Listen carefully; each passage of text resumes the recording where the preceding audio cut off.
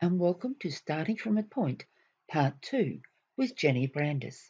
This video is Part 2 and covers the Winkie pin edge. We will start with a pin in the topmost pinhole. Hang 2 pairs in the open or rainbow configuration. These will become the weaving or worker pairs. Put 2 twists on the left-hand pair. Cross the center 2 bobbins and add a twist to each of the pairs. This locks them together. Place a temporary pin to the left of the topmost pinhole. Hang a pair open on the temporary pin. Work cloth stitch, cross, twist, cross. Add 2 twists to the working pair.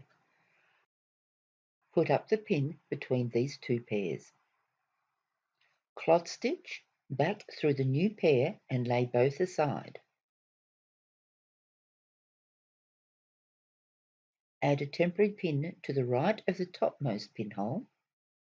Hang in a new pair. Cloth stitch, cross, twist, cross. Add 2 twists to the working pair. Put up the pin between these 2 pairs and cloth stitch back through the new pair. This sets us up to join the 2 working pairs at the central point. Cloth stitch the 2 working pairs, cross, twist, cross. Put the pin before closing the pin with cloth stitch.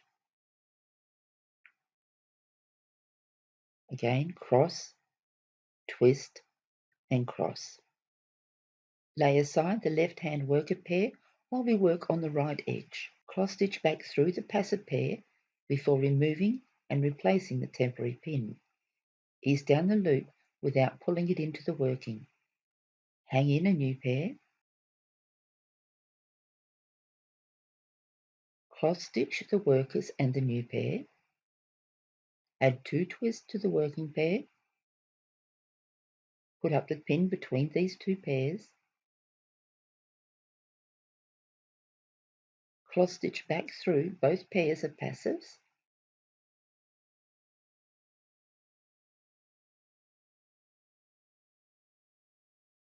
Add a twist to the working pair. Put up the pin between the working and passive pairs and tension. Cloth stitch before adding a twist to the passives and laying them aside. Cloth stitch through the remaining pair. Remove and replace the temporary pin. Ease down the loop. Repeat steps 1 to 11 until the right side is done. Hang in a new pair, cross stitch, add 2 twists, pin, cross stitch back through both pairs of passives, add a twist to the workers, then put up the pin. Cross stitch through the passives, ease down the loop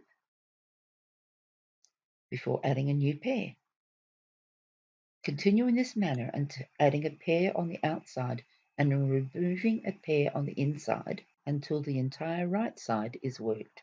Then we will repeat the process on the left side.